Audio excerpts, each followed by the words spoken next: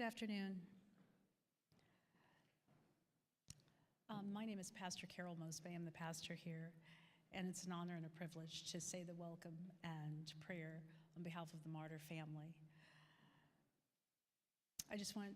They want to say thank you for being here today to honor and to celebrate the life of Dr. Lyndon Marter, a member of Capital Memorial SDA Church. He was a person who touched so many lives through his kindness, his Christian demeanor, his generosity, and many other qualities that you will hear from the family and others. We gather to remember the extraordinary life he lived and the awesome legacy he leaves for his family, for his church family, for his friends, for his community, and those in his profession. We also remember that his love for Jesus Christ and the godly influence that he brought to all who knew him. Though this is a time of mourning, it's also a time to reflect and to give thanks to God for Dr. Lyndon Marter's life and his legacy. Let us find strength in the memories that you may hold dear, and as we begin this service, let us pray. Father, we say thank you. We thank you and praise you for the life well lived by Dr. Lyndon Marter, the days that you gave him.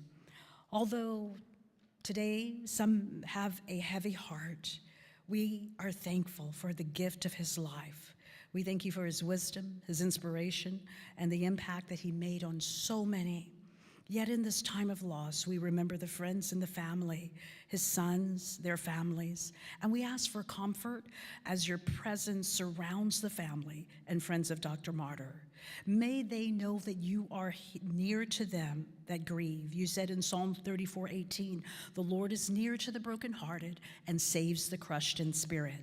So as we gather here to honor his legacy, we pray that you help his family and his friends cherish those memories, and that Dr. Marter's life, Dr. Lyndon Marter's life, inspires each of us to live life with God, live it fully, and live it with purpose, serving others with kindness and humility. In Jesus' name, let us all say together, God bless you.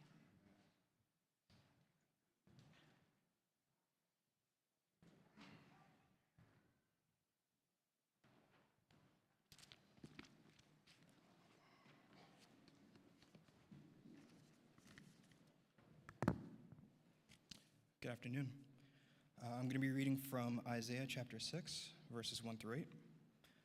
In the year that King Uzziah died, the Lord saw high and exalted, seated on a throne, and the train of his robe filled the temple. Above him were seraphim, each with 6 wings. With 2 wings they covered their faces, with 2 they covered their feet, and with 2 they were flying. And they were calling to one another, Holy, holy, holy is the Lord Almighty. The whole earth is full of his glory. At the sound of their voices, the doorposts and thresholds shook, and the temple was filled with smoke. Woe to me, I cried, I am ruined, for I am a man of unclean lips, and I live among a people of unclean lips, and my eyes have seen the King of God, the Lord Almighty. Then one of the seraphim flew to me with a live coal in his hand, which he had taken with tongs from the altar. With it he touched my mouth and said, See, this has touched your lips. Your guilt is taken away for your sin. Your guilt is taken away, and your sin atoned for. Then I heard the voice of the Lord saying, Whom shall I send, and who will go for us? And I said, Here I am, send me. Thank you.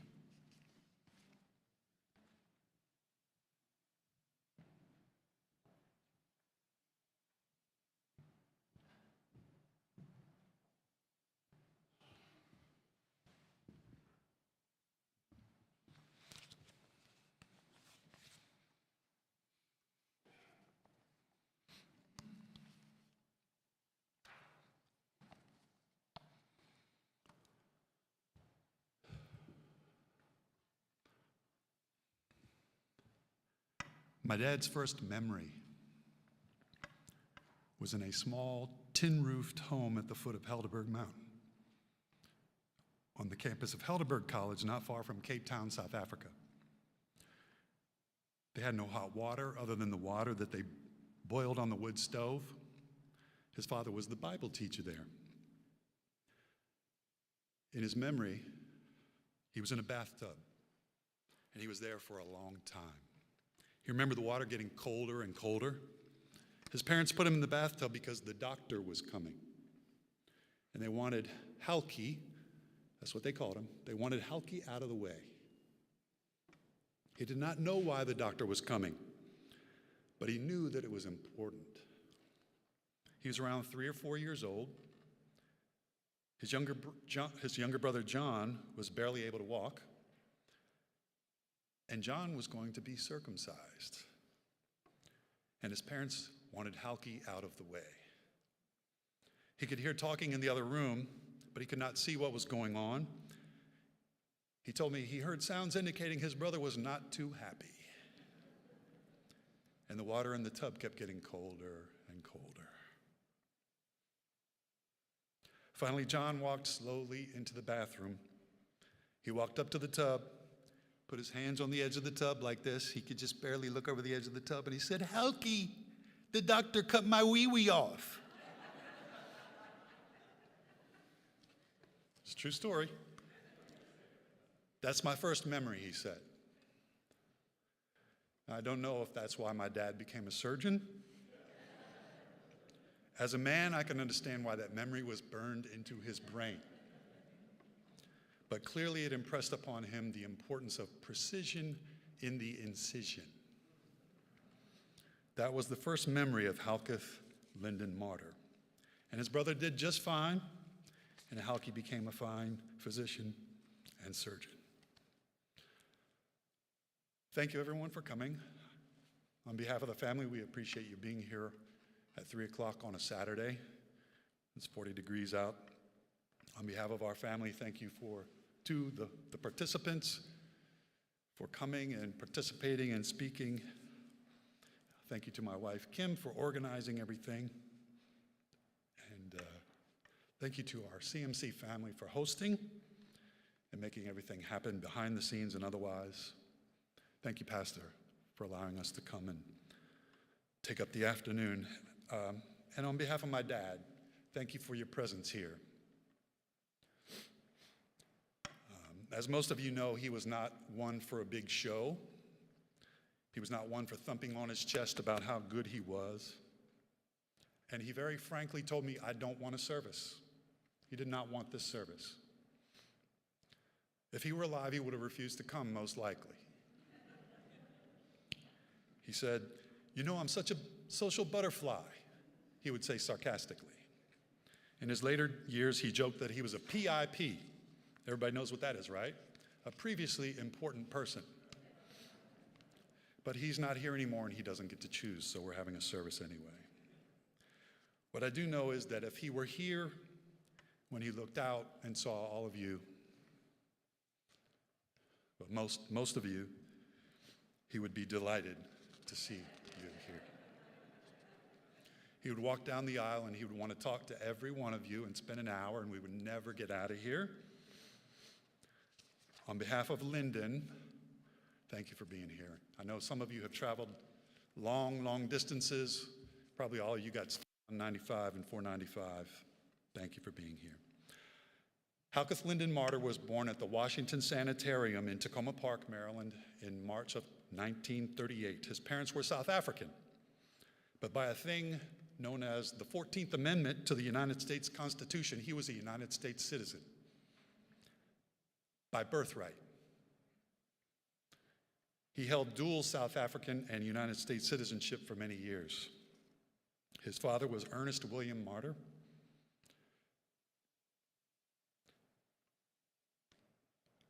His mother was Gwendolyn Angela Tarr.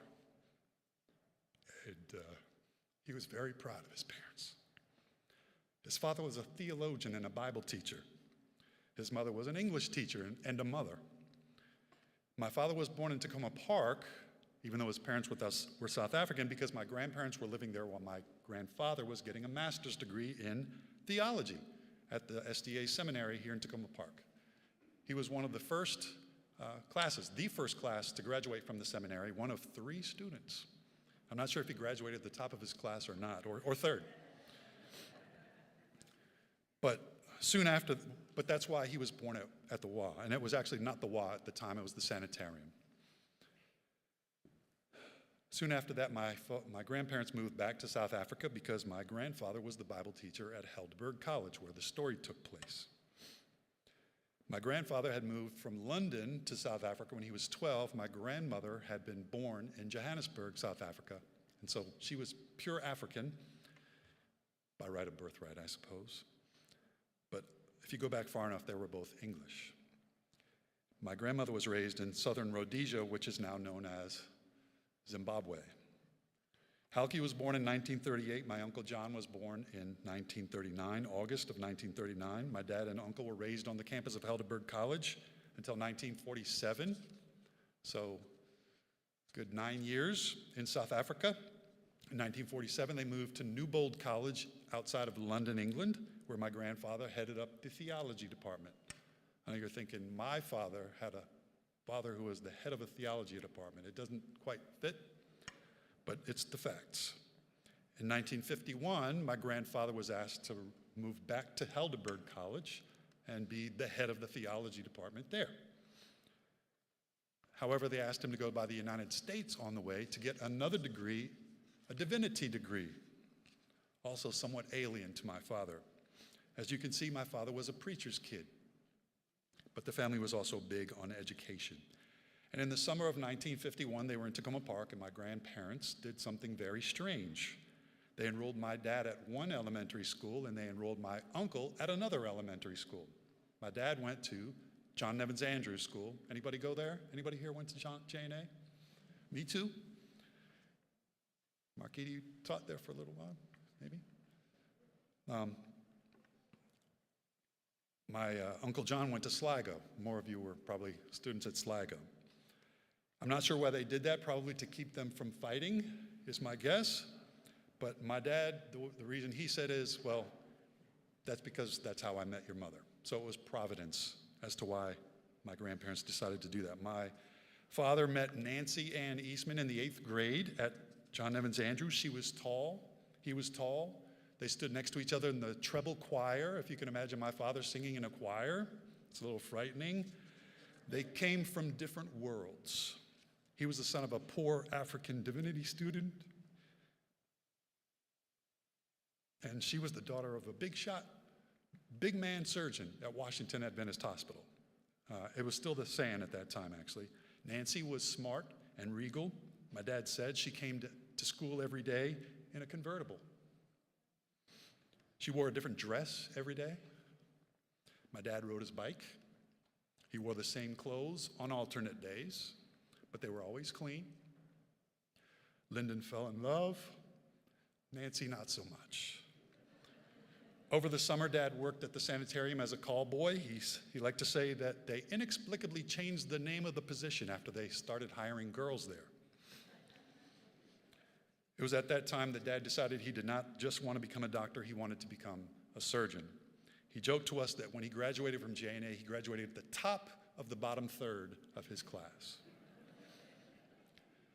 When Dr. Eastman found out that he wanted to be a surgeon, he impressed upon my dad of the importance of getting good grades. And so after that, he did get pretty good grades. My grandfather obtained his divinity school degree. They moved back to South Africa. This was around 1952 or 1953. My dad did his high school equivalent education at Helderberg College High School.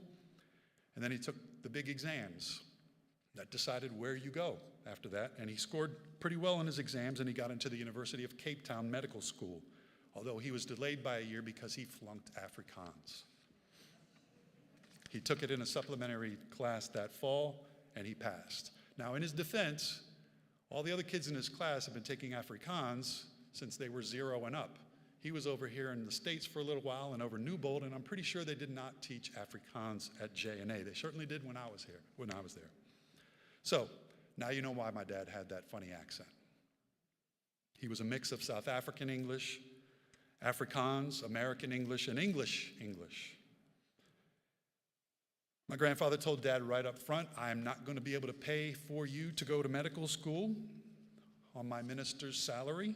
So my dad earned money by canvassing, which if you don't know what that is, it means going door to door and selling books like encyclopedias and stuff. He hated every minute of it, but he was pretty good at it. He attended his first year of medical school at University of Cape Town in 1958. They admitted 200 students into the class, and at the end of the year, 100 students were still in the class. That's the way it worked in those days. He was one of them. He passed. During medical school, he began writing to Nancy Eastman again. She had graduated from Columbia Union College with a nursing degree. They married in December of 1960 at the Tacoma Park Church. That was after he had completed 3 of 6 years at the medical school, and my mother then moved to Cape Town with him and worked as a nurse to put him through the last 3 years of medical school. Between his 4th and 5th years, Dad performed his first surgery. I'm going to tell you what he wrote about that first surgery. It was at the Yucca Mission Hospital in northern Rhodesia, now known as Zambia. Yucca, he wrote, is just a few miles from Calabo. Some folks in this room may know that geography. He said, I went there between my 4th and 5th years of medical school. I had never done any surgery at all. I had never delivered a baby. The hospital was located near the headwaters of the Zambezi River, just a few miles from the border of Angola. Dr. Robert Buckley was the solo doctor there. There were 2 nurses there, an older one, she was probably in her 40s, he said, and a young Australian nurse. They were both very competent. Bob let me do my first surgery where I amputated the middle finger of a man who had leprosy. No anesthesia necessary, he said. It was my first surgery ever. His second surgery was after a couple of weeks because Bob Buckley told him he had to go to Salisbury, which is now called Harare, for some meetings. He left me and the nurses to run the hospital. One day the Australian nurse came to me, she told him, we have an obstructed labor, you need to do a C-section.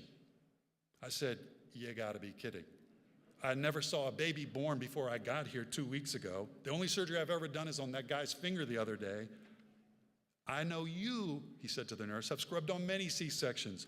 You do the C-section, I will be glad to assist you. She said, no, she can't do that. She said, well, we'll have to send the patient to Mons then. There was a government hospital there. However, even though that was only 30 miles away as the crow flies, it was across the Zambezi Plains, and the Zambezi was in flood at the time, so it would have been a 200-mile trip to get there. We both agreed, he wrote, that the patient would be dead by then. So, I read a book that they had on C-sections real quick. The older nurse gave the spinal anesthetic, and then she went off to do something useful, he said. The other nurse scrubbed and prepped the patient. I made a midline incision. The nurse showed me where to split the fascia. The nurse held some retractors, and I was ready to make a lower segment transverse incision, and then she yelled, don't do that. That's the bladder. She then led me through the whole C-section, sweeping the bladder down, making the incision in the uterus in the right place. We got the baby out. The older nurse came in to receive the baby. The baby was just fine. I then closed the uterus, the fascia, the skin, doing exactly what the nurse told me to do. My skin-to-skin time, he said, was 2 hours. Is that good?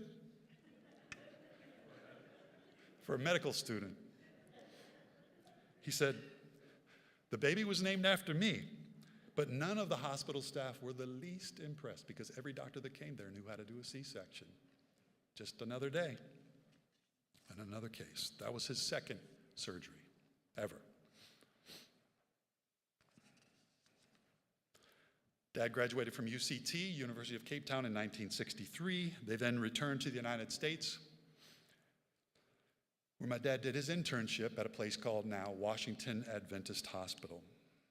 That was in January of 1964. He did his internship there for a year.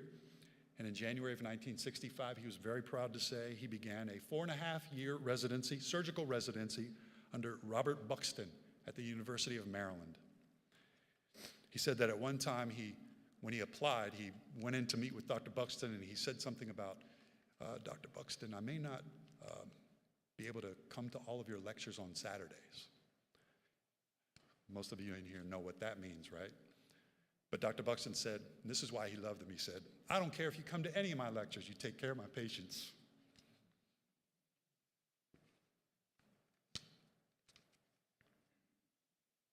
And that's what he did. He did a 4.5-year residency at the University of Maryland. Ross was born, my brother Ross was born in 1965. I was born in 68.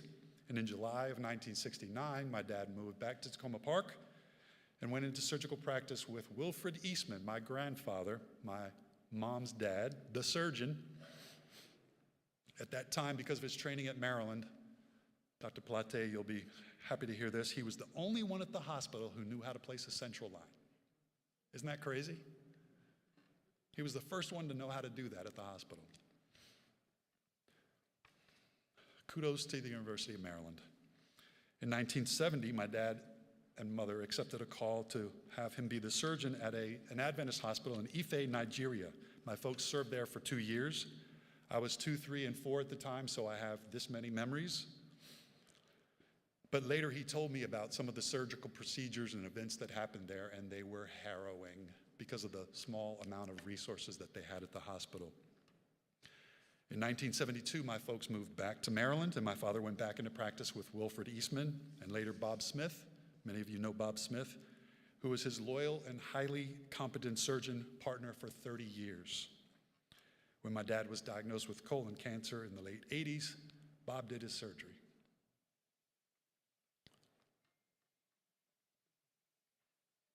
And for that, I'm grateful. Unbeknownst to me, my dad received radiation therapy from a lady named Kim Jackson Tyler. And for that, I will also be very grateful, or forever grateful. He later proudly claimed her as his daughter-in-law. Other than Bob, my dad's best friend during those years was a guy named David Cromwell, a family medicine physician. And he always had a laugh with some guy named Tom Bensinger as well. He used to tell me the stories that they would tell and share. And my dad loved to laugh, and he got a lot of great stories talking with Tom Bensinger. Thank you, and thank you for coming all this way. My sister Crystal joined our family in 1978. My brother Roland joined our family in 1984. My dad was an active and committed surgeon. He operated at Washington Adventist Hospital for over 40 years. During his later years, he practiced with 2 other highly competent surgeons, Dr. Bobby David and Dr. Cynthia Plate, both of whom also operated on him. I read the op reports not too long ago at various times, for which I am also very grateful. He had a hell of a prior medical history, sort of paved the way to let us know what all was coming for us. But he fought and had some good health care, so thank you. When my dad had a heart attack at the age of 60, he diagnosed it. We went to the ED, and some guy named Keith Lindgren confirmed the diagnosis, and I was present in the Washington Adventist Hospital ED when he delivered a thing called TPA to break up the clot and save my dad's life. It was a miracle, if you think about it. It was a miracle if you think about it. But it was just another day in the ER at WA. But for that day, I will be forever grateful. After my mother passed in 2008, my dad spent as much time as he could with a lady named Sue Alley. She was his best friend for over 15 years after that. And for that, I am also forever grateful. Thank you, Sue. I know that I'm leaving many people out, and I'm sorry about that. My wife gave me a time limit, and I'm already over it. Over the years, Dad served at Washington Adventist Hospital as chief of surgery, chief of the medical staff, board member at Washington Adventist, board member at Adventist Healthcare for a little while. Most recently, he served as board member emeritus at White Oak Medical Center after his retirement from surgery. My only regret is that he did not get to operate there after they moved to White Oak Medical Center, because it would have been such a good commute for him. I will share just a few stories and then I will shut up. Thank you for your patience. My dad was a wise and funny man. He knew that if you mixed humor with information, it would stick a little bit better. So I'm going to share a couple of stories, some things that he shared with us as kids. First was the sex education that he gave to my brother and I. It was the following. He said, when you think you like someone, and you might begin to do more than hold their hand, you need to decide ahead of time what you're going to do. Decide ahead of time. because you don't want to make the decision when you have more blood in your penis than in your brain.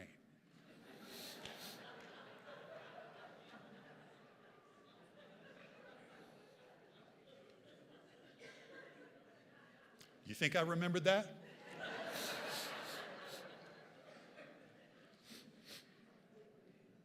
My dad was always very self-sufficient. Even after he retired, he mowed his own lawn, he shoveled his own driveway, he did his own dishes. However, things changed a bit as he got older. About a year ago, we had a few inches of snowfall, and I called him up and said, Dad, hey, what you gonna do about your driveway with this snow? He said, this year, I'm gonna use an old snow removal technique that I call spring. When I was about 10, I remember getting dropped off at the bus stop, which was about a quarter mile from our home.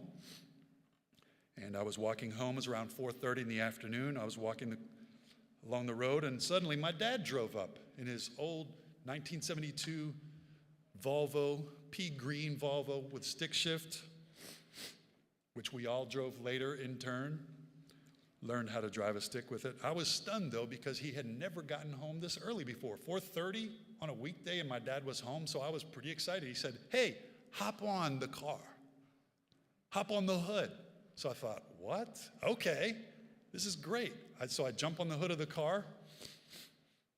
He puts it into gear. He's driving along. I'm thinking, wow, this is so cool. Wait till I tell my mom about this. I was driving on the hood of the Volvo. The wind's blowing through my hair. My dad told me it's okay to do this. And then when we get to the turn where we turn to the driveway, I'm moving along just great.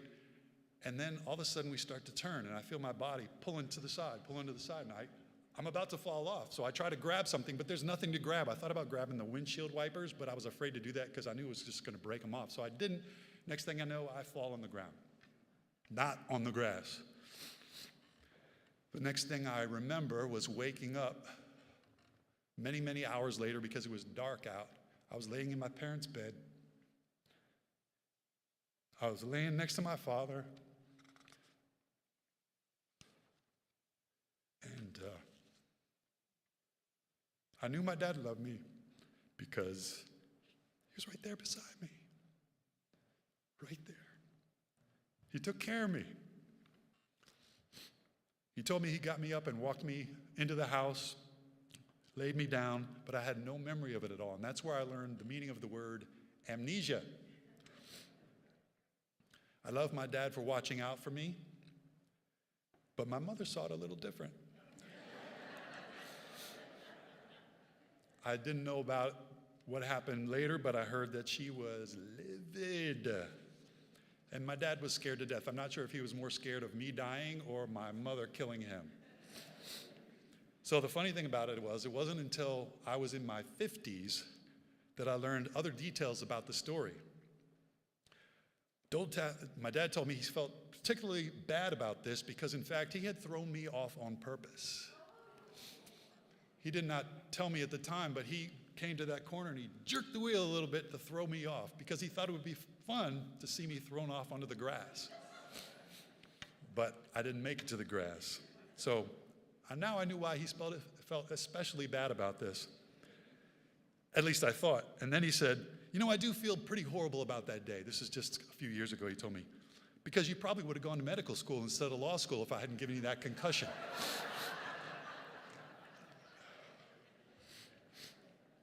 I have one last story to tell, but I'm not going to because it is crude and inappropriate, I have been told. But it was very funny, and another time I'm going to tell that story. The PAs in the room would all appreciate it. I'll just say that. Lyndon Marter was a committed physician, a driven physician, but I knew that he loved me because he told me. And I could feel it. Nothing was more important than his patience. But when I was with him, I was the most important. He had that way of treating people like they were the most important. It was a gift that he had. My grandfather was a minister. He served God by teaching and by preaching. My father's ministry was surgery and medicine. He gave it everything he had, and he was good at it. He worked hard at it, and he cared. I know that Dad operated on many people that I know. I know he operated on important people, but I never knew about it until the patient told me themselves or somebody else told me, hey, did you know your dad operated on such and such? No. He protected confidentiality before HIPAA was a thing. He treated everyone with respect, and he expected the same from others. He was diligent and honest and loyal and selfless. He detested dishonesty and laziness and hypocrisy. My father and my mother were a team. They supported one another. They argued and disagreed on many things, but to us they were always a unified front. A saying hung on the wall of my parents' home. It said, the greatest gift a father can give to his children is to love their mother. And there's a corollary to that, which is the greatest gift a mother can give to their children is to love their father. For my father, it was easy. For my mother, not so much. But she did it, and for that, I will be forever grateful. We were very, very blessed. My father died when he was 86. He lived a long life, and he was there for me all of those years. And I'm sad that he's gone, and I feel hurt that he's gone, and I'm angry at God sometimes that he's gone, but I know that I'm really, really, really lucky. Because some people don't have that at all. Some people don't have a dad at all, or a mother even, or only for 10 years, or till they're 6. And some of them aren't as fond of their folks as I am. So I know that I'm blessed and very, very lucky. So my mother's church was this building. My father's church was the hospital, and his sanctuary was the OR. Later in life, my grandfather, the theologian, said, you know, I don't think God cares so much about theology. He cares more about how you treat others. My dad told me that a bunch of times. He lived that. And I'm very, very proud to call him my dad.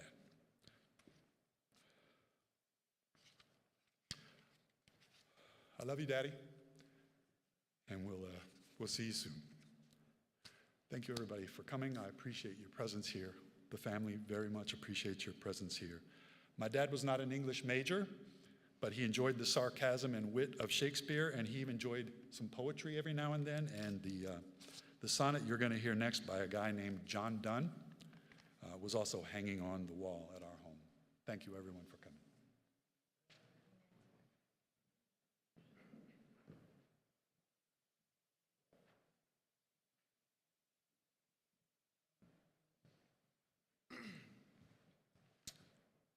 Hello, everyone.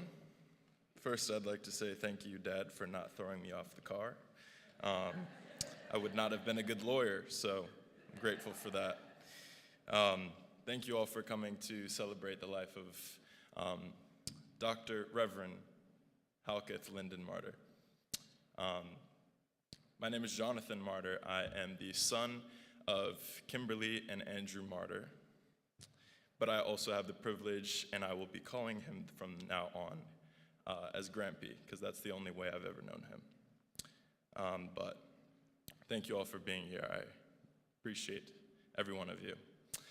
However, a little bit about my grandfather is he was a man of many words, many stories, many lessons, as you can tell.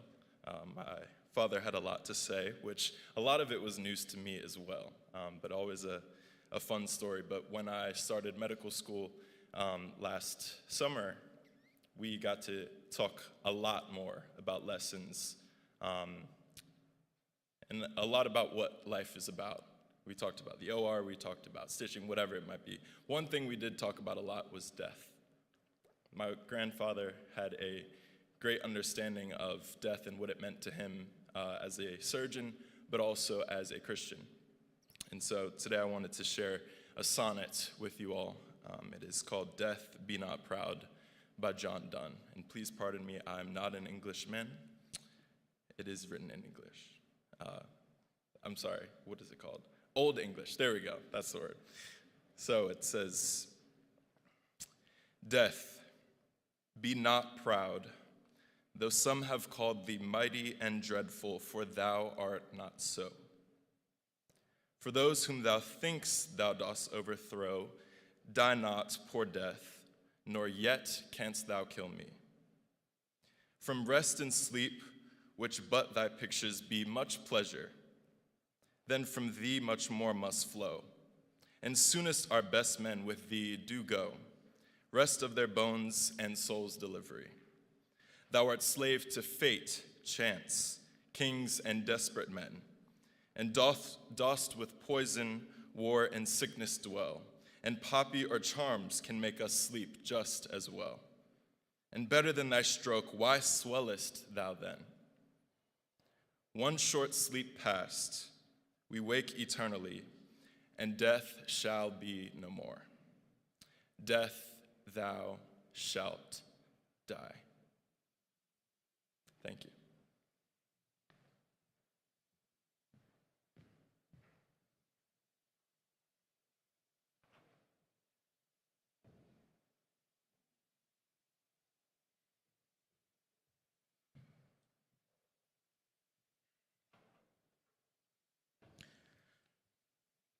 My name is Mel Carino. I've been here for a while at CMC, at this church. And I can say that the scripture is very clear when it says, "By their fruits you shall know them."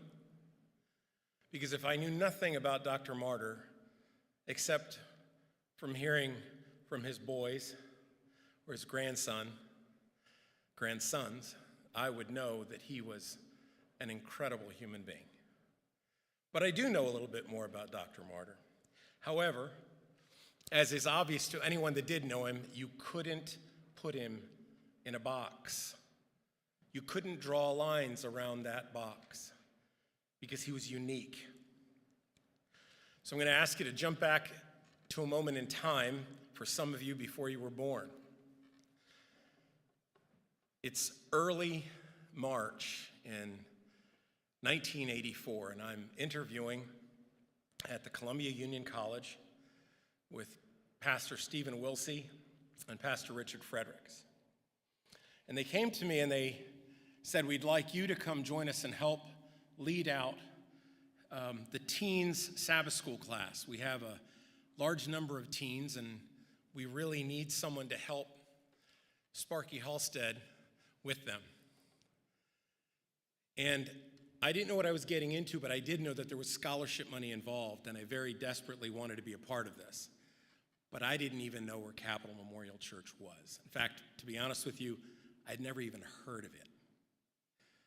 But on that day, I accepted that position, and I came to this church, and one of the first people that Pastor Steve wanted to introduce me to was Nancy Marter. And what I came to know is there was a reason for that. Because there was a certain group of people in this church at that time that was the church. They were the leadership background of this church. But the first person who he told me I should meet was Nancy Marter. I loved Nancy Marter.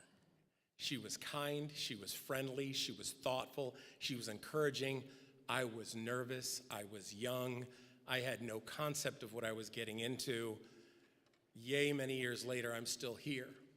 But if I hearken back to that time, there are certain names that some of you, it'll jog your memory. The Marters, and the Harters, and the Taylors, and the Crosses, and the Flowers, and the Wilseys, and the Halsteads, and the Sparrows, and the Hibberts, and the Riveras. Thank God there was a Latino family here in the Riveras. I knew that at potluck, at least, I was going to get some good food.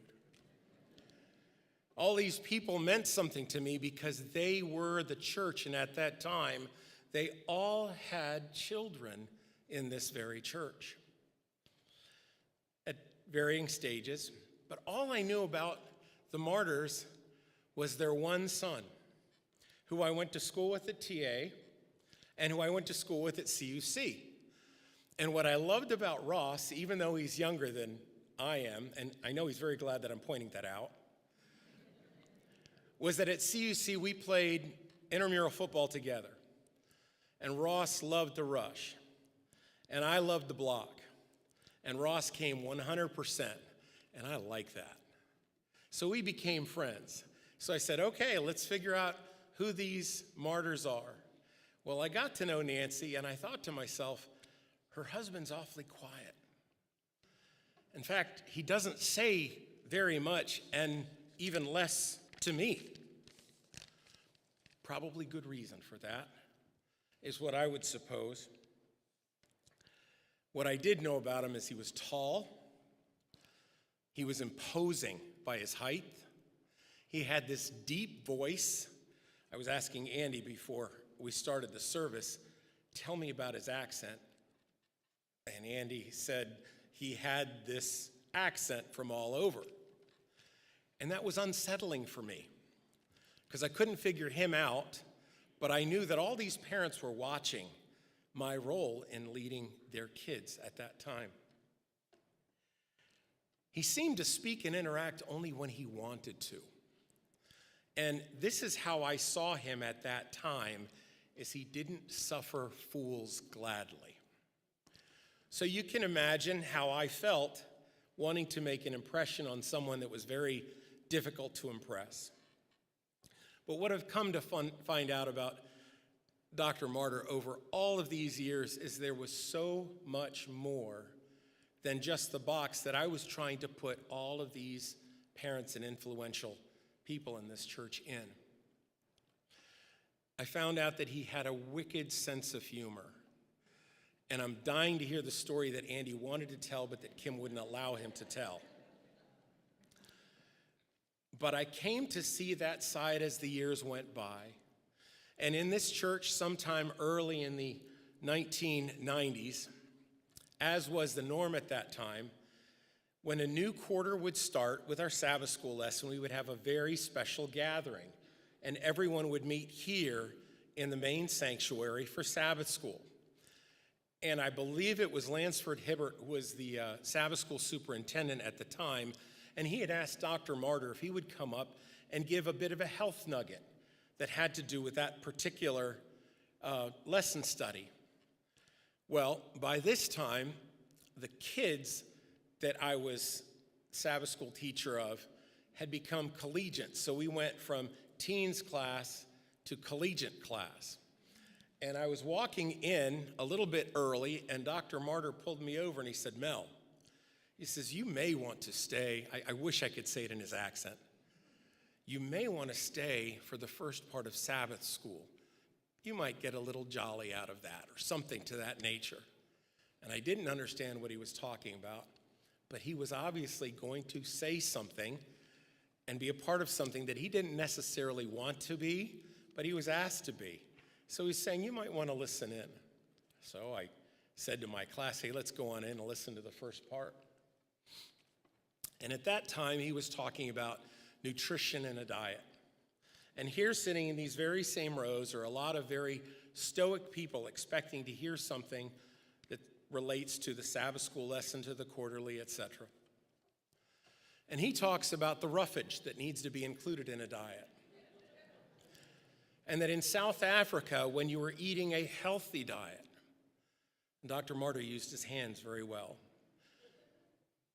He said in South Africa, if you ate a healthy diet, you would know. Because the colon would produce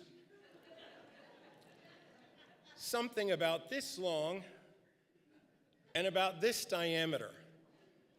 I'm dying in the row back there because of what he wanted me to witness. And he challenged everyone. He says, take note of how you eat and what you eat, and understand there is the bar. Dr. Marter knew how to handle the moment, and he did it just in a way that he liked to do. He was funny, but he was also very serious. So he took his humor very seriously. Another time, and I thought this was a humorous one, this is probably now 6-8 years ago. Esther Harder, who was another one of the visionaries and leaders in our church, was having a birthday, and we threw her a surprise party downstairs. And I asked Dr. Marter if he would say just a few words, since they were contemporaries and friends and all that.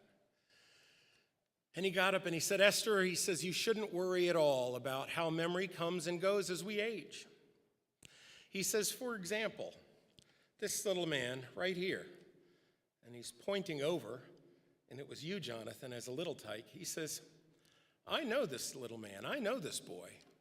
I know he's related to me somehow. In fact, I think he's my grandson. But there are often times I can't think of his name.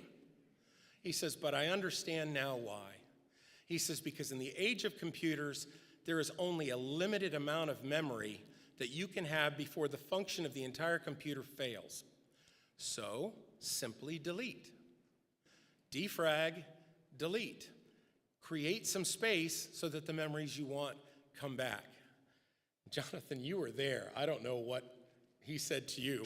All that I know is that we got a kick out of the fact that it's okay if you can't remember this or that. He made it a practical application that life is what life is, move on.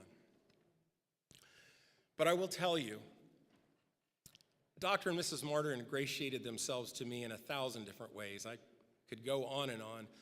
But there was one way in particular, there was one occasion in particular where he solidified his status in my mind as a true hero for me at that time. And I'll tell you, it was one of the most serious occasions that's ever taken place in my life. This is back in 2006. A very dear friend of mine, Andy's and my whole group's contemporary, Hans Harder, had been struggling with a very unique form of cancer that should never have happened to him, but statistics be what they will. He was 39 years old and he was struggling for his life. And he had 2 children, 7 and 4, and a beautiful wife, Adrian, and Hans and I were very close, and we would often talk on Friday nights by the telephone.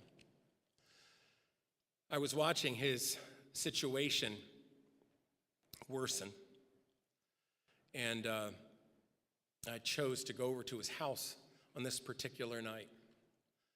Hans had already far outlived the expected time that he was given to live. But he was living, struggling, and fighting for his 2 children and his wife. And I went over to visit, and I said, Hans, I said, what can I do for you? What would you like? Hans had already not been eating, barely been drinking, and this is for weeks. And I helped him sit up in his bed, and he looked at me, and he just said, I'd like a Slurpee. Mel, could you get me a Slurpee? I don't know what time it was, 8:30, 9:30 on a Friday night. It didn't matter. I was in the car, and I tried to find him an orange Slurpee. There was none, but I found a grape one, and I brought it back. But as I was in the car, I was realizing his struggle. He was 39 years old. And I called Dr. Marter on the phone. And I said, Dr. Marter, I'm not sure what to do. Hans is really in a bad place. And he's struggling trying to understand what is going on and what his role and what he is to do. And Dr. Marter had watched this very special young man grow from a boy, a very special boy, very bad eyesight. And as a result of that poor eyesight, he had constrictions in his life. He couldn't drive like you and I at 15, 16. But he would always pray. He'd ask his Sabbath school class, won't you pray for me? If he had a battle, he always asked us unashamedly, please pray for this or pray for that. He was the one guy that when it came any requests, he always had one. And it's because he fought this battle all his life. Well, Dr. Marter watched him grow from a boy. He knew how special Hans was. Hans was a leader even in the church, working doing a PA for years. And Dr. Marter gathered himself, and he choked a little on the phone, and he said to me, Mel, when you go back, you put him on speaker. So I went back to the house, and Hans had about one sip of Slurpee, and that's all he could handle. And I said, Hans, you can't worry about this. You've done the best that you can do. And he just kept shaking his head. And he says, I'm just not sure. I'm just not sure what to do next. I'm just not sure. And I just said, is there anybody you want to call?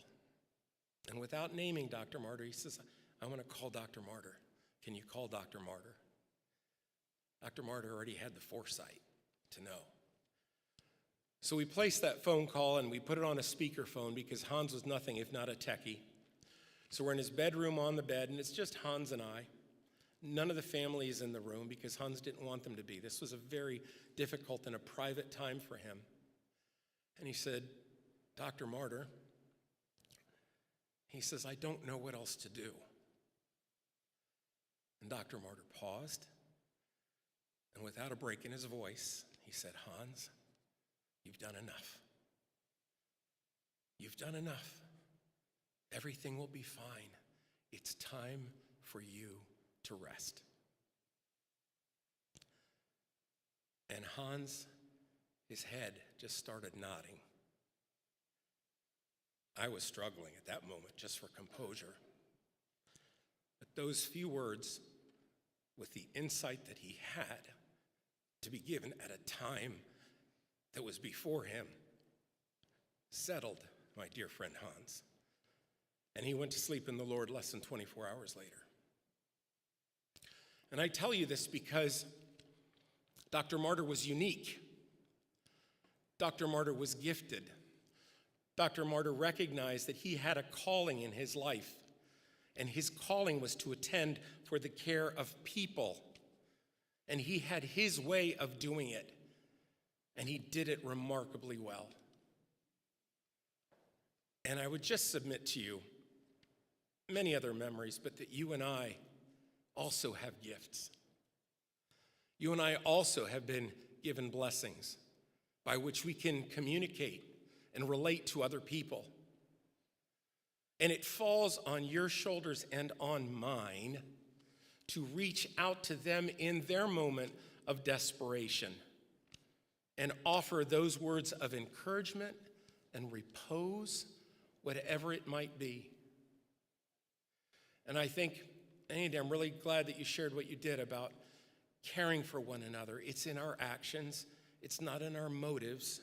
It's not in our thought processes. It's in our actions that tell what we believe and whom we are. And I just wanted to share about Dr. Marter because all of the things that I know about him in that moment, and he is the doctor, or has been the doctor emeritus at this church for over 50 years, but in that moment of time, he allowed what God gave him to shine. And it shined as another person was ready to leave this world and enter the next. I'm very grateful for the opportunity to represent Capital Memorial Church. I came in '84. It's now 2025. But I can tell you, for all of you that have never been, and for those of you that have been here for a long time, Dr. Marter, Mrs. Marter, the Marter family have made an indelible impression on so many lives that have come just through the mission of this church. And I'm proud and I'm honored to have such friends and family as they. And I attribute this in no small degree to Dr. Lyndon Marter.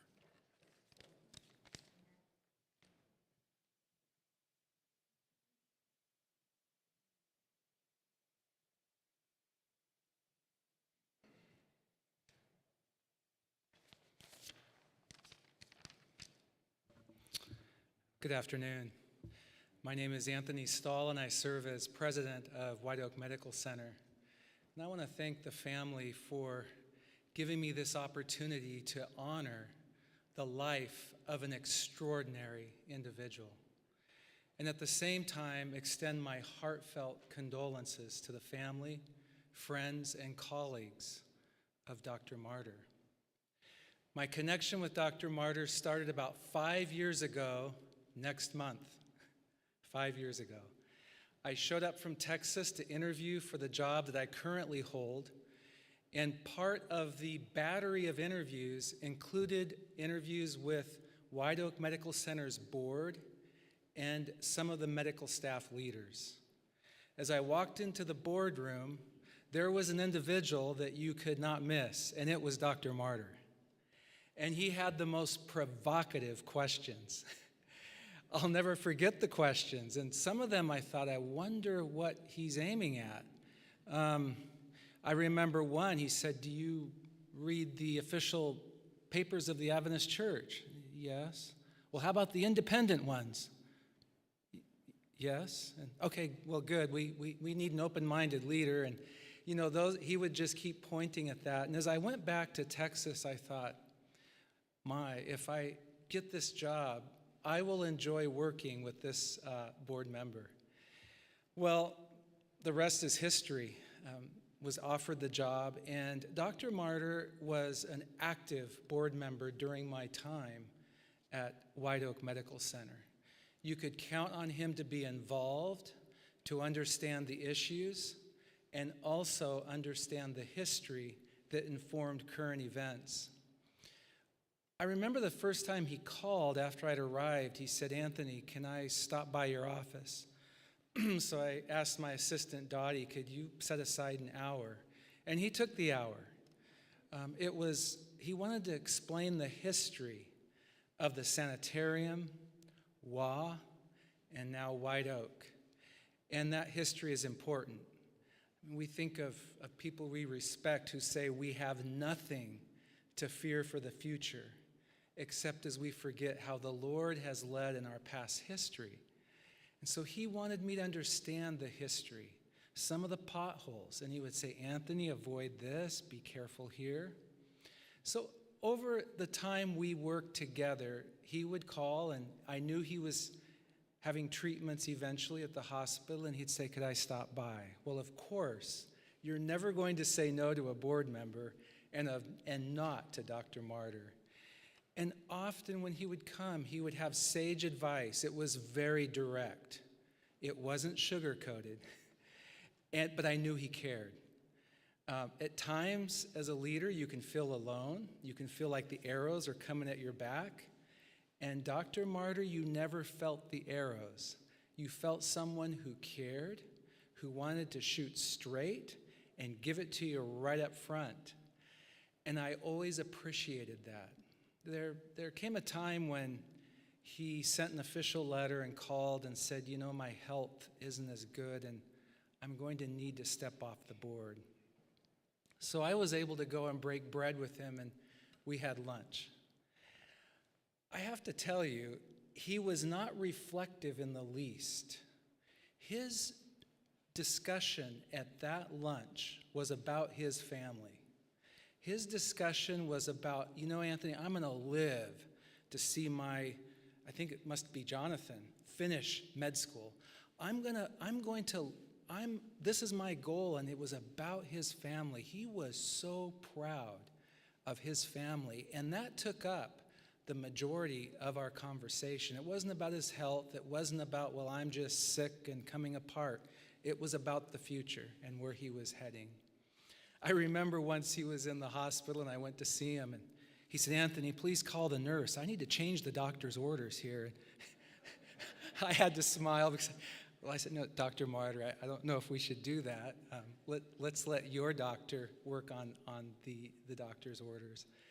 And I'll never forget, and I see Gary here in the audience, the last time I saw Dr. Marter, it just feels like in a way yesterday. I think Gary brought him over to a packed physician's lounge. We were celebrating PA Day, and you have to know Dr. Marter. He was a fierce advocate for PAs, and of course, a fierce advocate for his patients. And he gave a vintage speech that it's probably been recorded somewhere, never forget, and only the words and the statements that only Dr. Marter could say. And I'll never forget that moment. You know, as you think about what we heard of Dr. Marter's life and legacy, To think that he literally was born in the sanitarium, his life was around the hospital, and then working 44 years as a board-certified surgeon. As an administrator, I'm always enamored by physicians who study so hard to take care of patients and save lives, but yet physicians who are willing to set aside their, I would say, their day job and help in the administration of the hospital. And Dr. Marter did that. You heard the litany of positions he held at WA and White Oak. It was long. Chair of Credentials Committee, president of the medical staff. What wasn't mentioned, and it's amazing, he worked tirelessly on the bylaws. And anyone who has worked on bylaws in any organization, institution, or church know that that's a very precise work. And he did it with a lot of grace and a lot of hard work. Later, serving on the board of Adventist Healthcare, and then when I arrived, he was already a board member of White Oak Medical Center. He was a straightforward communicator, very clear, as I mentioned, and he marked his service by integrity, service, dedication to making a difference. He was also a mentor. This week I was talking with Dr. Bobby David, bumped into him in the PACU, and he said, wow, Dr. Marter hired me, and he said, it was interesting. I was pretty new at my profession. I could always call on Dr. Marter to come help me, to give an assist. Wherever he was, he would drop what he was doing and come and help me. And it made a big difference. So Dr. Marter's influence is truly still working at White Oak throughout a plethora of individuals and professionals, there's no doubt. He will be missed. His reputation is within the fabric of our hospital. And just a couple reflections in closing.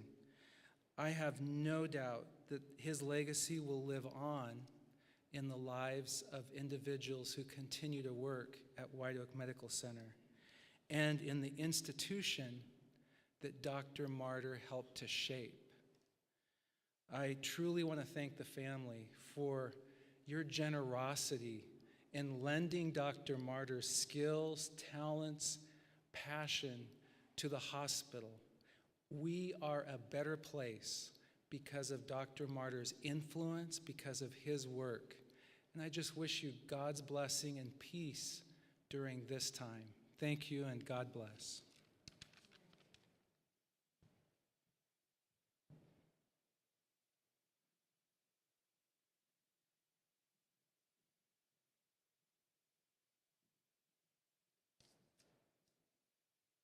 I want to thank the Marter family. Oh, hang on a second. I'm fun-sized. So you can imagine what it was like operating with Dr. Marter. I had at least one, maybe two step stools, make sure I didn't fall, because he did not lower the bed for me. He's like, table up. Okay, sir. I'd like to thank the family. It's true. And you do the same thing, Ross. I want to thank the family so much for allowing me to speak today. Ross mentioned earlier, he had him early, I had him later.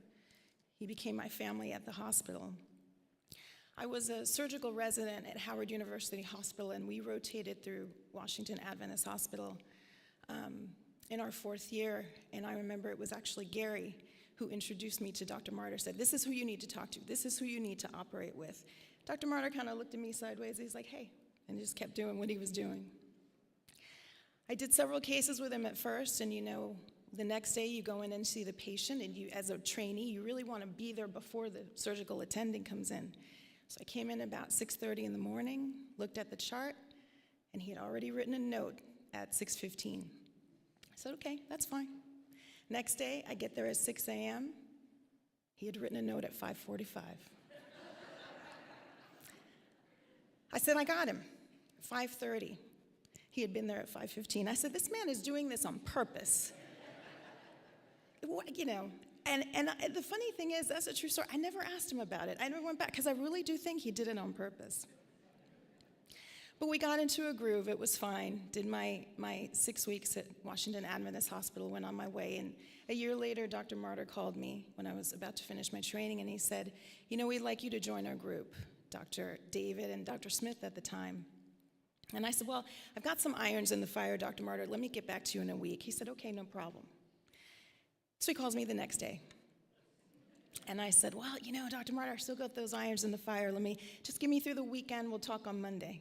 So he said, okay, fine, Monday. Calls me Sunday. He could be anyone who knew him, he could be a little persistent, just a little bit. So I ended up joining the group, which was incredibly an honor for me. You know, Dr. Marter and Dr. Smith started the first laparoscopic cases in the area. They were really innovators. Started with, I was just talking to Harish, who's here, who used to work in nuclear medicine. Did just groundbreaking things at the hospital, things that no one else was doing. So it was really, really a proud moment to join the group. A lot of my co-residents were a little jealous. And for a variety of reasons, Carol will know, insurance credentialing and whatnot, I ended up shadowing Dr. Marter for about 6 months. Did every case with him, and he not only taught me how to be a technical surgeon, he taught me how to be a physician, a clinician, and really, really helped me with my bedside manner. I think all of us, you know, so the important part of surgery is not only to know when to operate, but when not to operate. And he was really great at that. Anytime I needed advice, like Anthony said about Dr. David, anytime I needed his help, he would just come running. He would drop what he was doing, come in and help me. He would get so irritated as a clinician. We used to have tumor boards where we would talk about our new cancer patients with all the different specialties, and we would talk about pathology results and lab work and CAT scans and PET scans, and he would just say, wait a minute, has anyone bothered to lay a hand on this patient and physically examine the patient? So, and he was a great clinician in that sense, and I think in this day and age of technology and things, sometimes those things pass us by. But he was always, you know, we'd go back to the basics, and that's how you figure things out. You go back to the basics. And surgery could be really a refuge for him as well.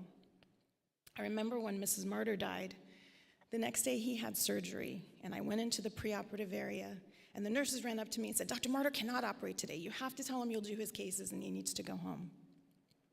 So I went up to him. I said, Dr. Marter, I'm so sorry for your loss. And he just looked at me and said, how is Cynthia? Which I will always miss now. How's Cynthia? And I said, I'm all right, sir. How are you? He said, I'm okay. And I looked at him and I said, Dr. Marter, do you really want to operate today? And without a beat, he said, yes, I do. So I said to the nurses, let him operate. That's his refuge. That was his life. Surgery was just his thing, taking care of patients. It was his joy. And the legacy that he leaves is in not only all the patients whose lives he saved, but also the countless residents and medical students that he taught. Until he retired, we had medical students coming through, we had residents coming through, and he really enjoyed spending time with them, teaching them, walking them through surgeries, making sure everybody was safe, and most of all, patient care. He had certain sayings that I still remember. Whenever we get into a difficult position and we would start and we'd get in the right space, and now we're cooking with fire. Here we go. He would get all excited. And he also would say, when again, some difficult times and we would get through it, he would say, better be a lucky surgeon than a good surgeon. I say that all the time. I find myself saying that to residents and medical students all the time. But Dr. Marter wasn't a good surgeon. He was an excellent surgeon. He was an excellent clinician, and he cared mostly about his patient care. That was the most important thing, were his patients. And he had an insight. You know, he had a tremor. I think most people knew that. But when he put the knife down, it was a straight cut. But his tremor started getting worse at some point. And he said to me, Cynthia, if you see that I am not operating well, or that I'm not doing as best as I could do, he said, you tell me, and I will retire. That's a huge thing to ask me to do, this god of surgery to me. Like, luckily for me, he decided to retire before I said anything. I also think electronic medical records did not help. He was not a fan of typing, although his handwriting was atrocious. It was difficult to read his notes. And then when the office moved into electronic medical records, I think for a while, he kept dictating anyway. He would just say, I'm not doing it, I'm dictating. And Wendy's gonna type everything. So I think those things also pushed him a little bit towards retirement, but it was really his insight. He felt like he wasn't doing as good of a job as he could have. And that again, even though surgery was his life, patient care was most important because he really wasn't looking forward to retirement at all.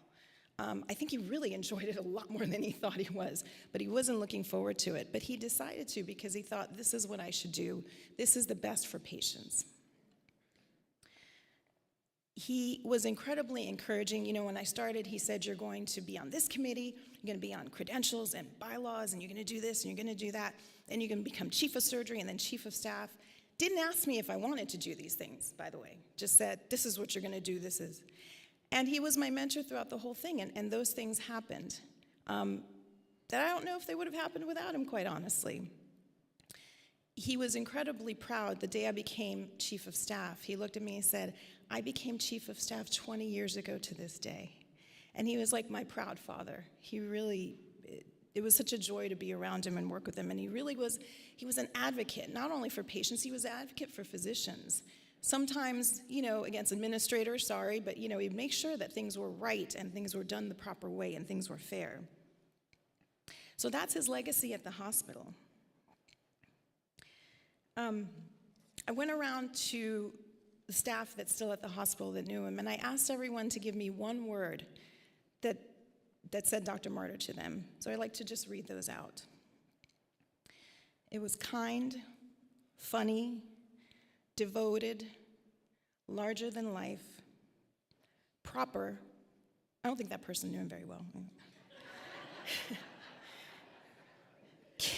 They must have been new. Caring, excellence, compassionate, gentle giant, charismatic, lifesaver, and this was from somebody who works whose life he actually saved. Humble, meticulous, advocate, cutting edge, honest, straightforward, unfiltered. That person knew him very well. And a gentleman. So again, thank you to the family for allowing me to give these talks. He was my family in the hospital. And I really can't wait until the day that I hear again, how's Cynthia?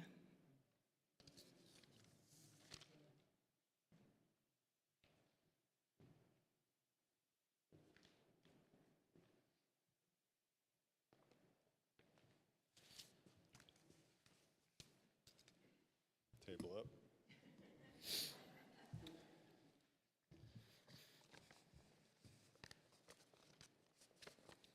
I have less papers than Andy did. May throw in a couple of stories I've forgotten. Cynthia triggered. Dr. Stahl. All right. I'm Roscoe Marter, the oldest son. The relationship between a father and a son, it's complicated. How a child remembers a parent depends a lot on where they are in their lives. The baggage, the life experiences they've accumulated along the way.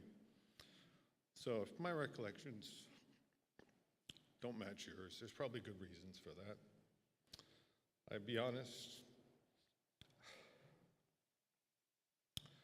sounds like Cynthia was the second half of, excuse me, I'll use your trick, Andy.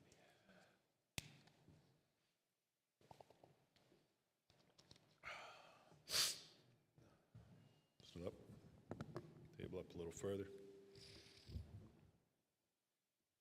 Our parents shape our lives by how they live theirs. We learn by watching our parents and mentors. When I was growing up, I didn't really want to be like my dad. He worked a lot. He didn't understand or play sports, at least not the ones I knew. I liked football. He didn't know what that was. Thought it meant a round ball, something like that. It wasn't too much later I learned about his history of racing cars and motorcycles, and well, my kids don't always appreciate the driving lessons I learned from him. My father was a surgeon, first and foremost. He worked hard at that.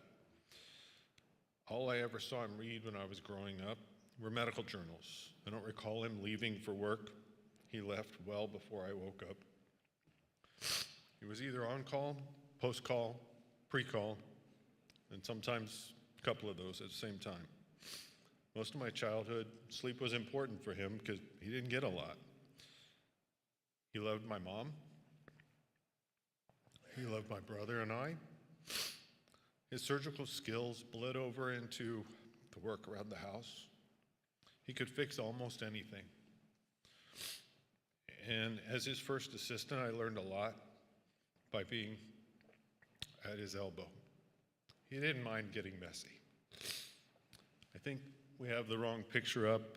I think the picture that I remember him was chainsaw, the big log. When he was in rehab, they said, "So Dr. Marter, can you explain to us what would be your recovery? What would you be?" And I said, "I got this one. If he can walk 100 yards with a chainsaw in his left hand, he's good to go." I said, "And I have one in the car if you need." Right? All right. Style wasn't his passion. He dressed practically. When a surgeon can't tie a tie, it's telling. He had an off-color sense of humor and would struggle in this day and age, but it came from a place of love and respect, which let him get away with it even then. He would discuss anything and really listen. While he loved his cars, he didn't buy fancy cars. One comment made to him by one of his physician friends that shaped my life was, "What makes you think you're such a damn good surgeon, you don't have to drive a status car?" He succeeded by outworking everyone. He had a very down-to-earth teaching style. His affirming message to me was, thank you. His affirming message to me was, "You're smart enough, you can do whatever you want, but you're gonna have to work at it." He was passionate about many things, and he never lost control, except maybe the car once. And he exemplified calm under pressure. His priorities were clear. I recall one snowy night, I'd been a stupid teenage boy and drove our Volvo station wagon, which you've all heard a lot of stories about, deep into a cul-de-sac, just to see if I could get it back out. I couldn't. So I walked home in the snow, snuck quietly into his room. It's probably midnight, 12:30. Quietly tried to find the keys to the Jeep. He woke up just enough to say, "What are you doing?" I told him I needed the keys to the Jeep. And I told him why. He says, "All right, give me a minute." He got up, went and dug me out. That was a stupid situation. No yelling, no griping, just let's get it done. Patients were his passion, and he cared about them. He made mistakes. If you haven't made a mistake as a surgeon, you haven't operated enough. It's just the way it was. His patients knew he cared, however, and loved him for it. One patient he told us about was a local business owner and would move him up to the front of the line whenever he came in. And this patient had not had an easy recovery. He'd actually had a very significant complication after surgery with a prolonged recovery. And one day my dad asked him, he says, "Well, why are you so helpful when I come in to see you? When I come into your business?" He says, "Your surgery didn't go all that well." He says, "Well, one day the nurse told me that during the really rough times, Dr. Marter slept in the next room of the ICU until I got through the night. It's just the way he was." Excuse me. Technique he worked on, caring came naturally and set him apart. He treated everyone with respect, as we've heard over and over. We were taught early and often the importance that no one was better than us, but we also weren't better than anyone else. Everyone deserves respect. He lived this. Many of you know the hierarchy culture of medicine puts surgeons pretty close to the top, which we've done a lot of work in the last 10, 20 years to try and flatten this with some success. But now we know it improves outcomes. But at the time, even now, while it's not the norm, well, I'm sure it is at White Oak Medical Center, allowing others to stop the line is now a thing. But Dad again exemplified this, and let me explain this maybe in a self-deprecating story. One of the OR nurses came to him, and she needed surgery. It was a sensitive surgery, and we'll call her Susan. And as per usual, the physician assistant, we'll call him Henry, assisted and typically would close the incision. And any surgeon will tell you the most important layer of closure is the skin. Not because it's the most important, but it's the only one the patient sees. And this time, however, Dad says, Henry, I know you usually close, but since this is Susan, I think I'd better close the skin. Given their relationship, Henry responded, Dr. Marter, since this is Susan, I think I'd better close. Dad smirked, nodded. You're probably right. He left. Well, my mom ran the house and provided much of the warmth of what we now call affirmation. They supported each other very well in this. Together they cared not only for me and Andy, but for Crystal, and then Rolly joined the family for many years when life dealt them a very poor hand. Several of Andy's friends stayed with us for quite some time for similar reasons.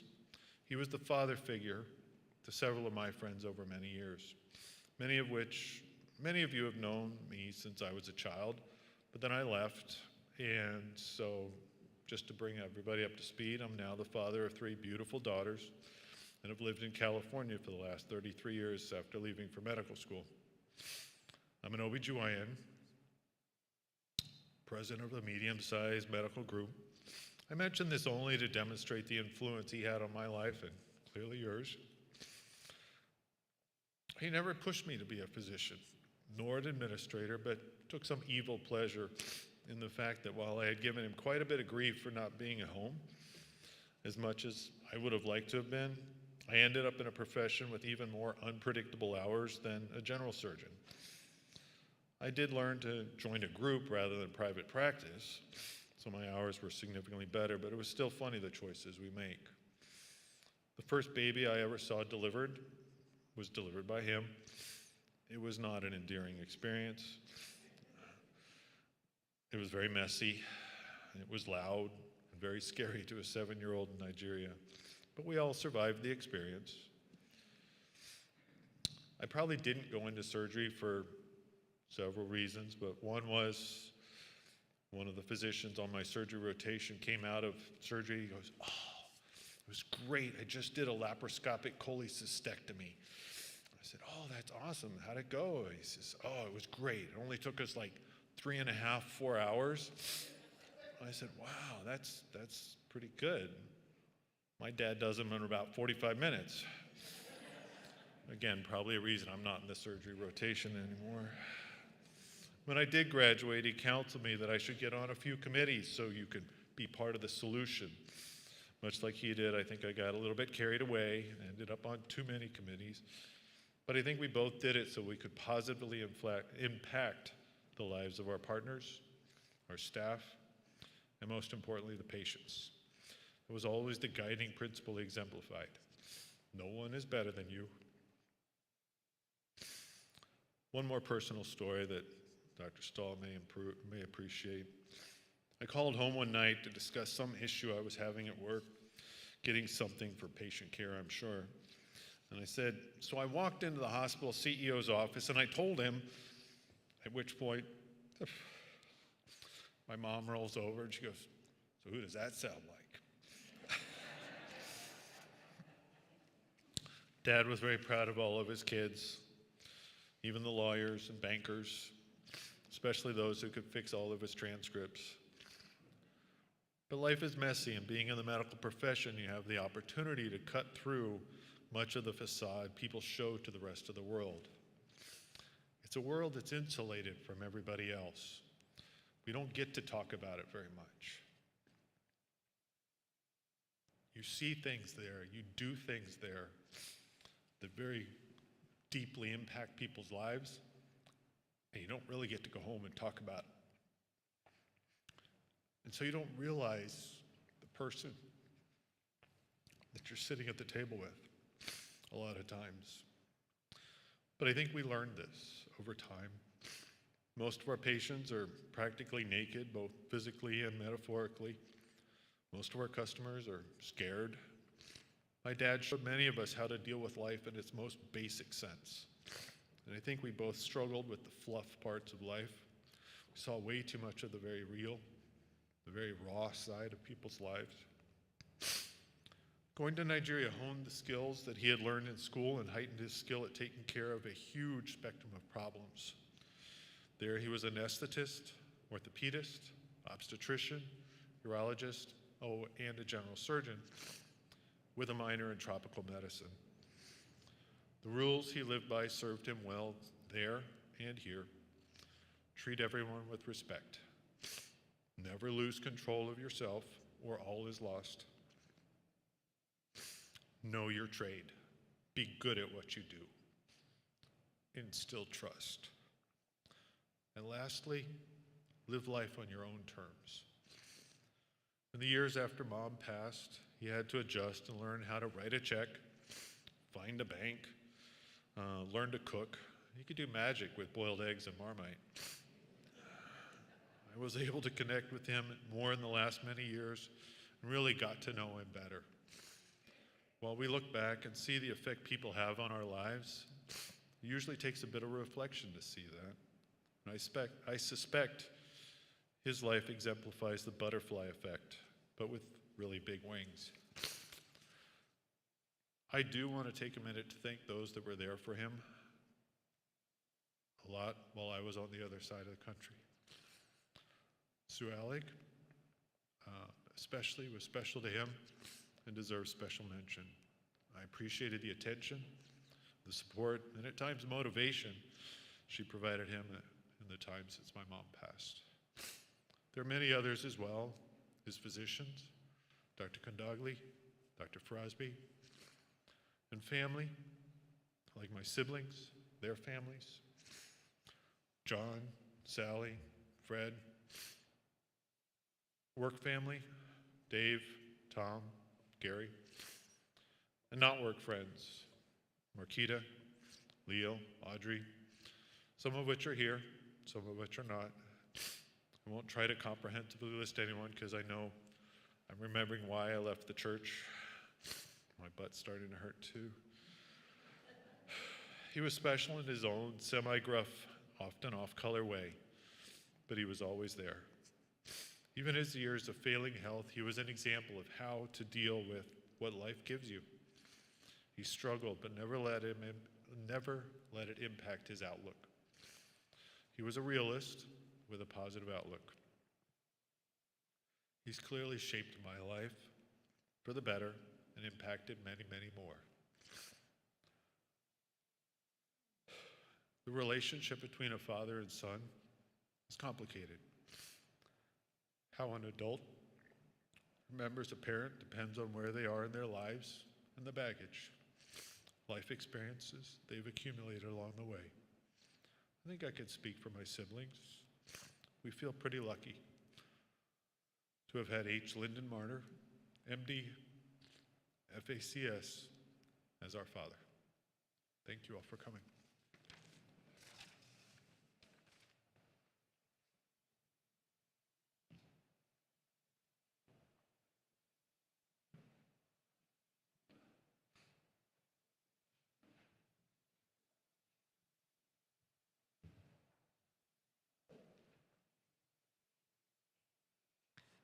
I'm not sure what to do with this thing. The two of us. couple of things in life that we don't do very well. One is speak at the same mic, and the other is walk under an umbrella together. Let's just tighten this up here, see if that makes a difference. We have enjoyed all of your stories. You're a hard act to follow, and some of you have left me in a bit of a puddle. But I already warned Andy, I cry at supermarket openings. So I'm going to do my best as we remember our friend. It just seems like standing in this familiar place that we should be able to look up into the balcony, shift our eyes a little bit to the left, and see Lynn and Nancy and the boys smiling down at us. In my mind's eye, it's very hard to separate Lyndon from the Marter family enterprise. He was always warm and certainly not a silent presence in our lives, but at the same time, he was never someone to seek the limelight. He was more likely to be found celebrating the gifts of his wife and kids. Ross, you were his kindred spirit, and we have followed your career step by step, promotion by promotion, vicariously, as Lyndon counted your growing achievements. Andy, your dad was equally proud of your professional path. But it was as you followed your mom's inclinations and reflected so many of her gifts that your dad would wax eloquent. Andy is chairing the CMC church board now, you know. We knew because he had told us many times. Crystal, you were the daughter that he always wanted, and you stole his heart from day one. Looking back, I know it was the Spirit's leading that took me as the pastor of Capital Memorial Church to go to the Marter home and to talk it over with Nancy, discuss options that we would have, because Crystal's mom had passed away. She was living with her grandma, Sister Jardine. And Sister Jardine had told me, she said, I don't know what I'm going to do because I know I'm going to die. So I went and visited with Nancy to explore options. We prayed. I left the house, and it was only a short time later, matter of minutes, maybe an hour or two, and the call came.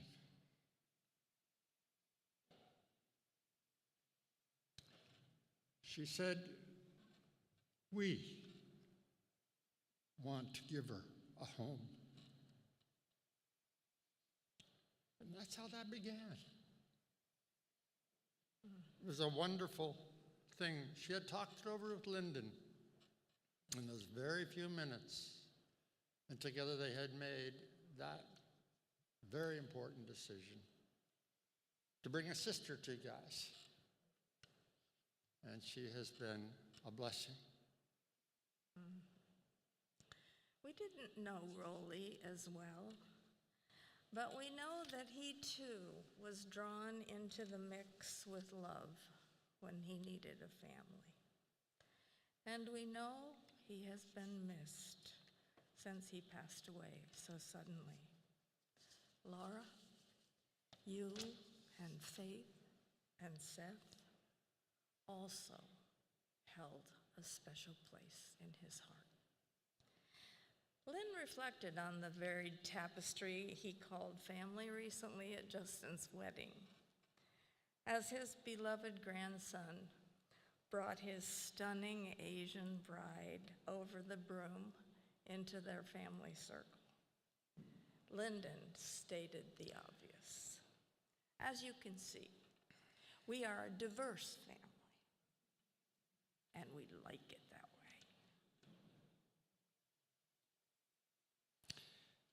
way. In these final years, I think most of you know that we live at Lake Anna. We're just down the road from Lyndon's cabin. And often when he and Sue would come down, spend weekends, especially in the last year, he called us almost every time that he came and invited us over. And we took those visits seriously because we knew he had some limited time. We spent many happy Sabbath afternoon hours listening to episodes from his life. And he always wanted updates on what our sons were doing, and then he would eagerly share the latest from his side. Jonathan, he loved your cooking. Whenever he called to tell us, come on over, the gang's all here, there was literally a gang. And there was always food, really good food, lots of it. And Lyndon grinned down upon it all from the sidelines. But Jonathan, you were always in the middle, making sure everything was perfect and that everybody got their fill. Your grandpa loved that. Justin, we know you best as the martyr, jack of all trades, fix-it man. As Lynn would say, there's just nothing my Justin won't tackle. He loved to tell the stories of your amazing ability to figure anything out. Only occasionally did he throw in a story when you were less than amazing. Like the time you were confidently ready to pull the ripcord on the chainsaw to get right to felling the dead tree that was in front of you. And you would have done it, but for your grandpa. As he recounted the incident to us, the rest of the family have him to thank for slowing you down to make a few minor calculations before you drop the tree on the cabin. But no one brought Lyndon to his full height like his memories of Nancy. I remember as pastor of the church many times the nominating committees wanted to draw him into church leadership, but he'd always say, better just let me make the money to help fund your projects. Let me free up Nancy for church leadership. She's the one with the talent. And those of us, of course, who knew her knew how right he was. It's always been a special feature of Capital Memorial Church that men here supported women in leadership. Ponder that. I never realized that until I was, thinking through some of these thoughts together. Lyndon topped the list of men who set the example for that. He was in the cheering section when this church took a giant step and elected one of the first women elders to ever serve in North America, Margie Corner. I had the privilege of ordaining her as a local elder right here on this rostrum. His wife Nancy was the next woman who was elected, and the history of her ministry as an elder in CMC leadership is well known. But Lyndon was a pillar of support behind her when her influence grew as a member of the Potomac Conference Committee. And then when she was elected as president of the Association of Adventist Women, she moved the church forward toward affirming women in ministry, even in ordination. And he was there For one of our own, Kendra Holoviak, a young woman who had grown up in this church, along with others who courageously blazed a trail for other women called to ministry to follow by accepting the laying on of hands offered to them by the Columbia Union. Now, to tell the whole story, we gave Lyndon a lot of passes because he gave us Nancy, but we did give him a bit of a hard time when he pulled out that tired line about just letting him work to fund our projects when it came time to go in-gathering. Now, we did our best to make in-gathering fun around here. We dressed up, we went Christmas caroling in the neighborhood, and after the caroling, there was always hot chocolate and popcorn and cookies and sometimes a movie and games. But let's face it, it took all any of us had to go door to door in the frigid cold collecting money for ADRA. Convenient, we used to tell Lynn, that doctors can always be on call. I didn't know about pre-call and what all those other calls were, but now I know. Just convenient that because they were on call, he could never go out into the freezing cold to freeze his tuchus off with the rest of us out on the street. But all the while, the doctor was making money. The man we knew was giving it away. A lot of it in support of the church and to help people where he saw a need. He was never a social climber. He lived as we lived. And one of the last things he let me do for him was meet a repairman over at the lake house to see if the malfunctioning oven couldn't be repaired rather than buy a new one. And one more aside. It did make us chuckle the day that Lynn came in person to extend Justin and I can't say your name very well, Shrujana's invitation to us to join the family at their lakeside wedding. We felt honored to be invited, but it took a minute to grasp the hidden purpose of the personal delivery. We got it when Lynn moved in close and pulled out his newly minted ordained minister credentials.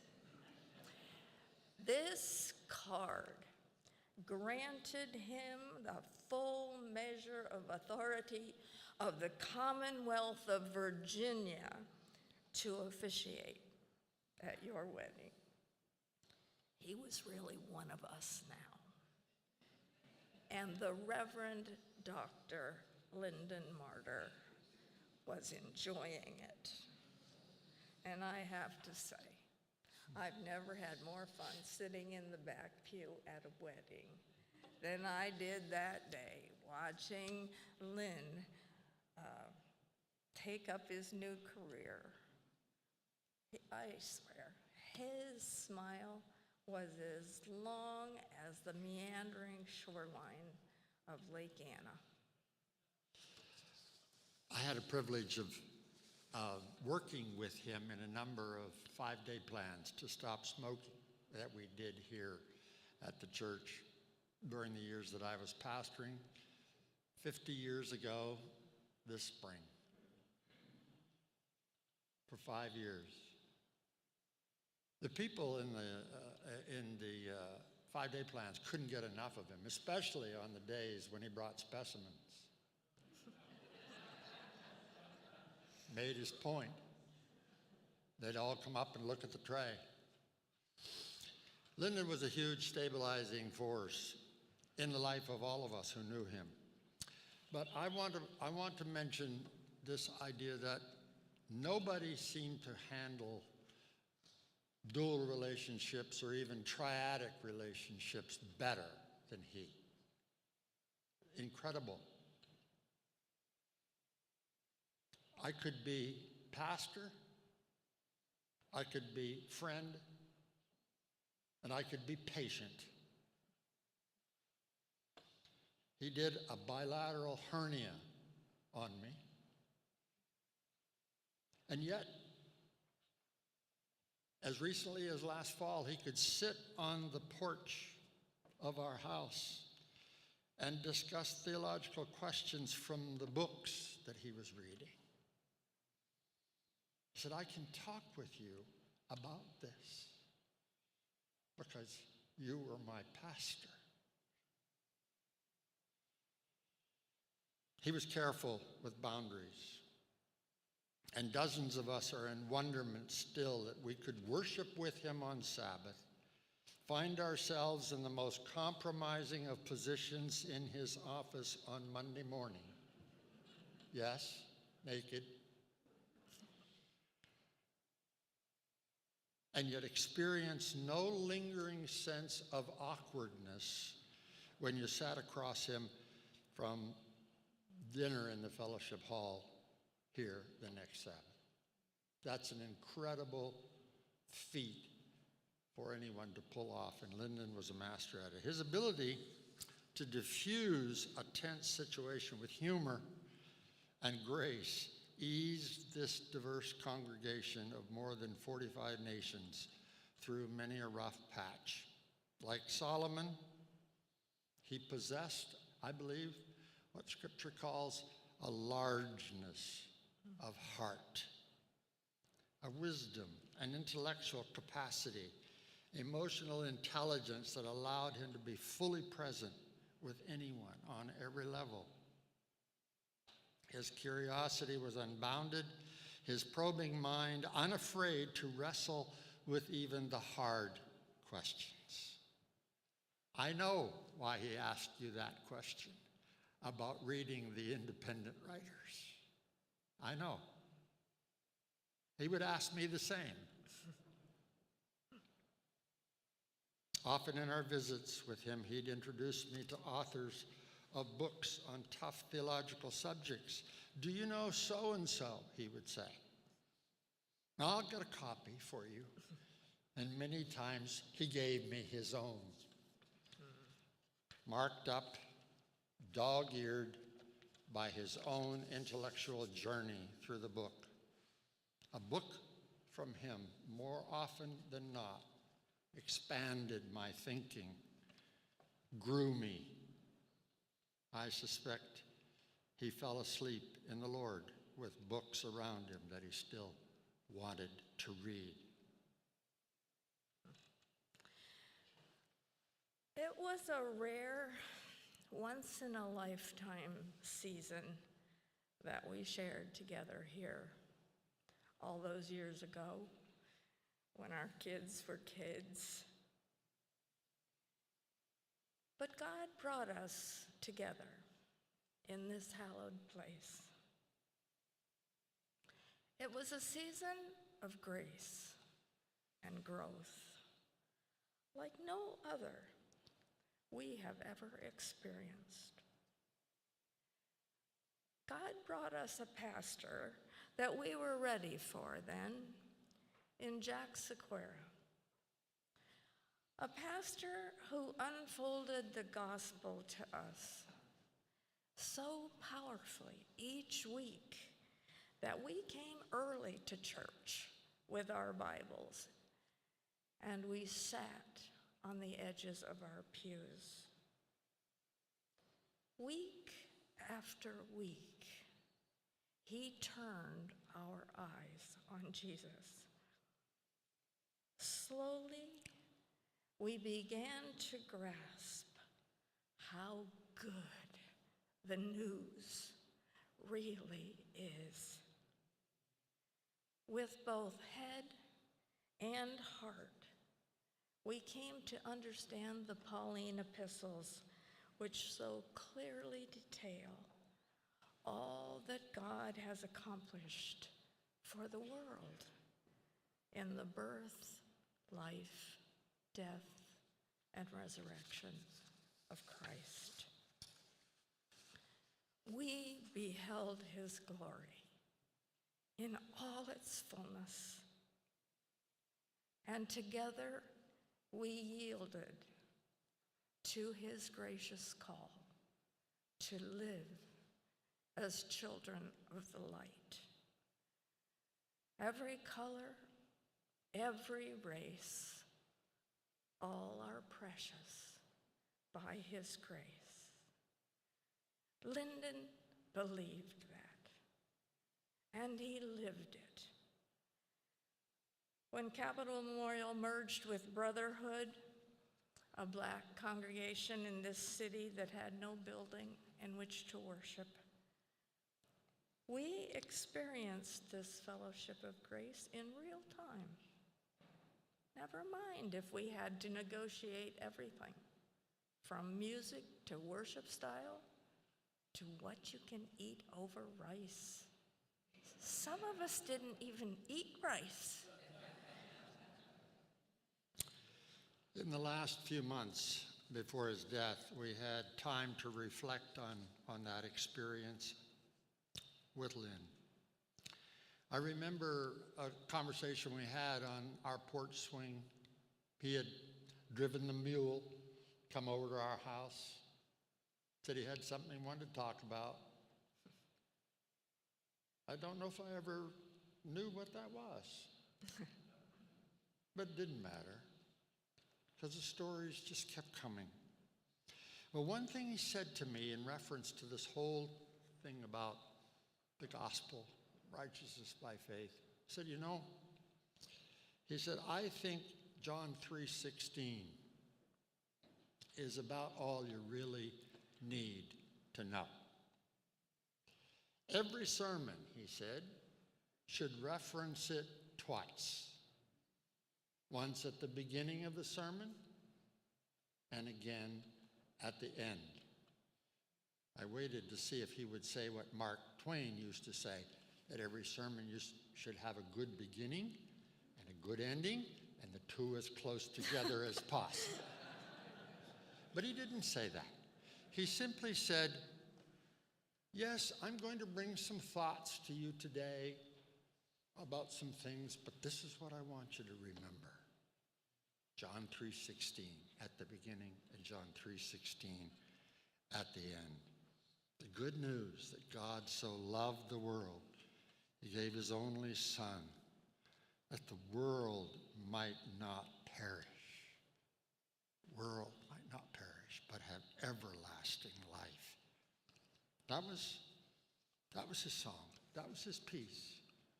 And he fell asleep in Christ in that. Dr. Lyndon Marter was a very, very special testimony to God's love and grace in our midst, for sure. And it's going to be hard to wait till we can see him again.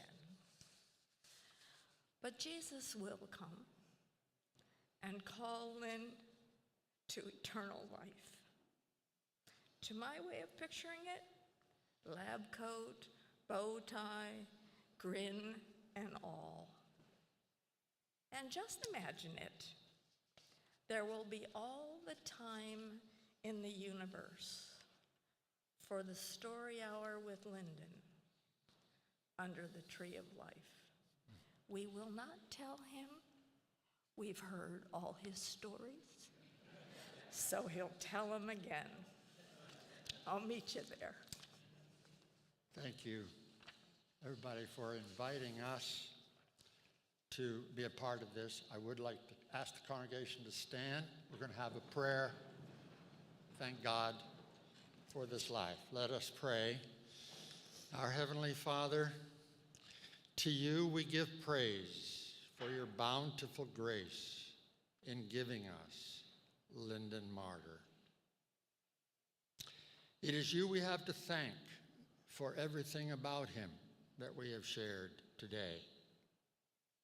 In reflecting on his life and his person we see the ways that you have found to bless people, to bless us. Manifold ways, healing ways for our physical ailments and diseases, but also in encouraging ways, ways that expand our minds and hearts and open us up to wider relationships, closer relationships. What an indomitable spirit was his. What a giving individual he was. We are grateful, O Lord, to you for him. And it hurts to part with him. Yet we know that you are the one who grieves beside us. You, Lord, are the resurrection and the life. We read from your word that it is your plan to soon gather around you forever those who pass to their rest in you. May that hope, yes, the salvation of John 3:16, the return of our Lord Jesus Christ, and eternity in your presence, may that hope shine brightly now, even as the shadow of death falls over us. May its glow enlighten our days ahead. For it is in the name of Jesus Christ, our Savior, we pray. Amen.